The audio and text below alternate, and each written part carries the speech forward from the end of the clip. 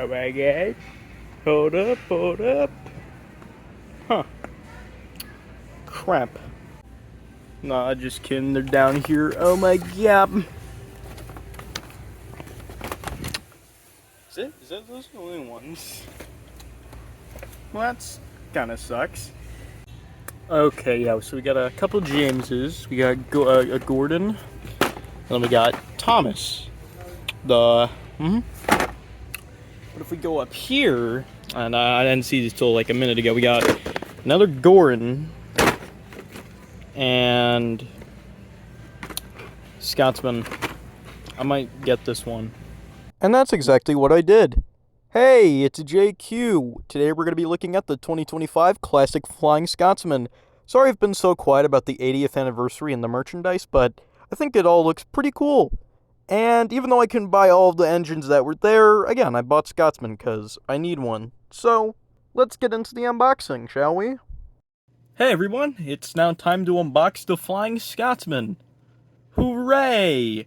And of course, after we take him out of the box, we'll have a good look at him, maybe compare him to some of these guys, and yeah, let's get into it. Well, before we actually dive in, I guess we can look at the box for a moment. As you can see, it's pretty much how the last few years look like, but you know, with the older Thomas. Got the 80th anniversary logo on the top right there, and right there too. Got a picture of Scotsman here, got him on the side. Why are you looking at me like that? The back has nothing really that interesting. All it tells you is that, you know, you need the 2 AA batteries. And that's why I have some, so... Alright, now let's actually look into this thing. And here he is. Got classic Flying Scotsman. First impressions... I'm not big of a fan of this gap. Forgot that the Engines Go Trackmasters and these ones have these very long back couplers, which they remind me a lot of a Trackmaster Scruff. I'm not really fond of that. And it's also a dark gray compared to the lighter gray or white that we used to have, but it's not bad.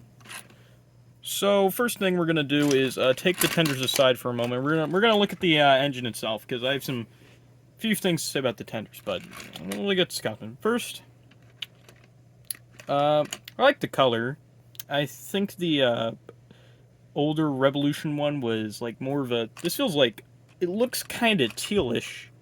I think the other one was just flat out green. Thankfully, no steam clouds. That's a relief. His face... It's alright. I don't like the eye shines, though. I might paint those out, because I just really don't like the eye shines, alright? I'm not fond of them, as you can see. The decals look fine. Kind of blurry. But, you know, you can still read them and all. It's not that hard. As you can see, the side rods look really nice.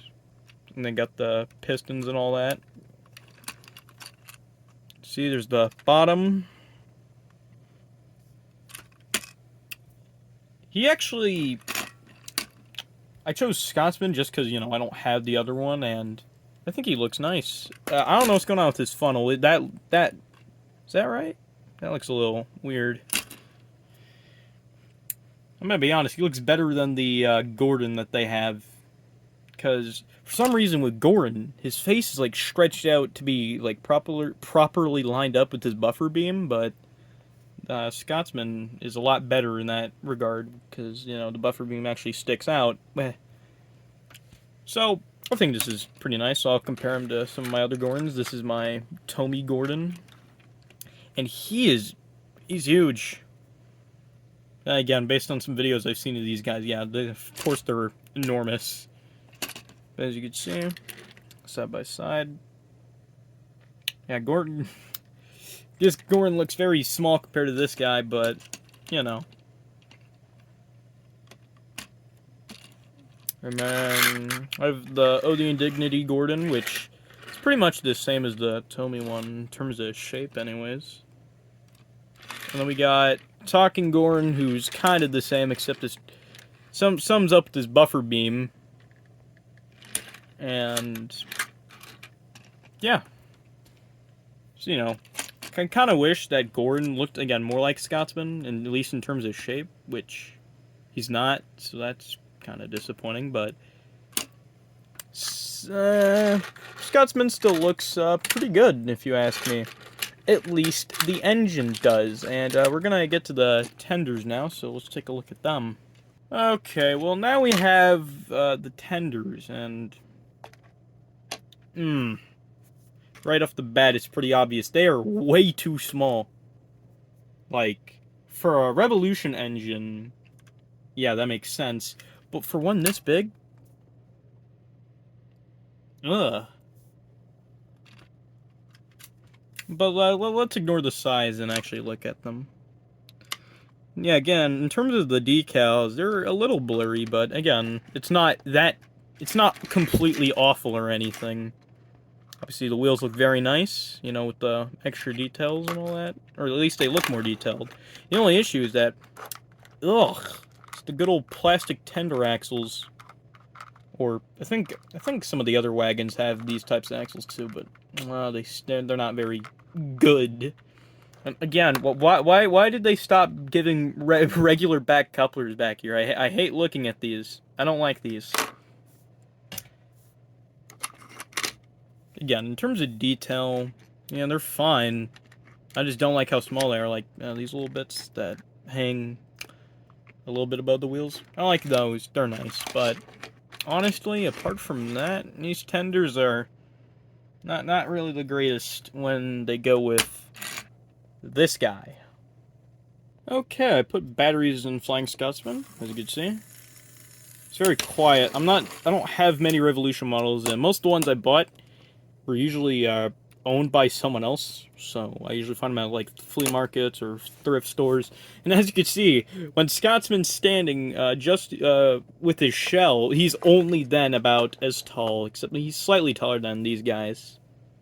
That's insane, because yeah, with the chassis, he's like way up here, but yeah, without it, he's pretty much on level. This chassis is pretty much just, you know, any other ordinary Trackmaster Revolution chassis. You could just put in any engine and, you know, it'd be fine. It's just, yeah, the shell makes it look longer, but whatever. I guess it's fine. I thought the coupling was going to be hooked to this, not with the shell. I didn't even know they do that. That's weird, but it's probably because, yeah, this is longer and this wouldn't really reach that, but I'm probably going to give this guy a test run, or, you know, an actual run on some track. I have a small Trackmaster 1 layout. It's nothing too exciting, but I'll have him go on that. If I could put the shell on him. Uh oh. Yeah, let me put the shell on this guy real quick. Let me screw it down.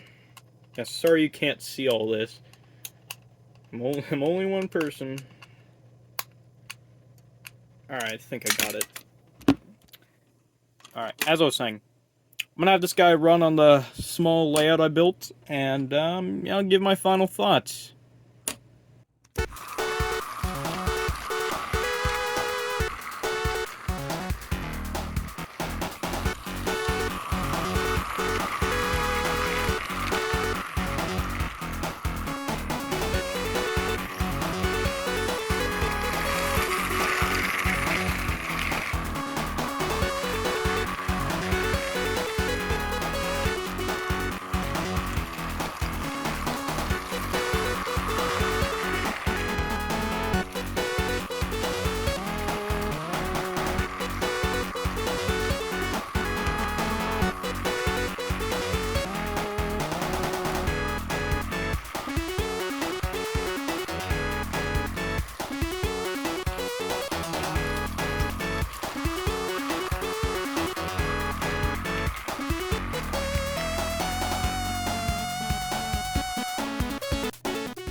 So, what are my final thoughts?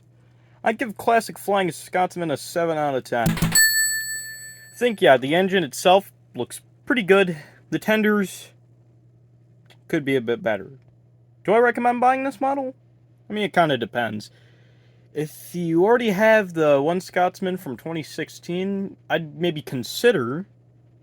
But if you don't have a Scotsman, then yeah, go ahead. This one's still pretty damn good.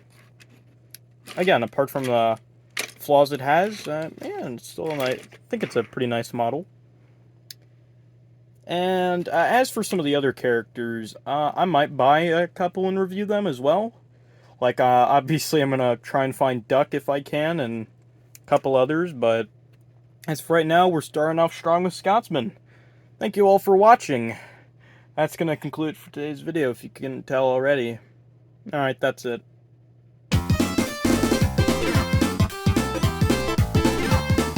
Hey, it's JQ. Thanks for watching this video. Make sure to subscribe and check out some of the other videos I have.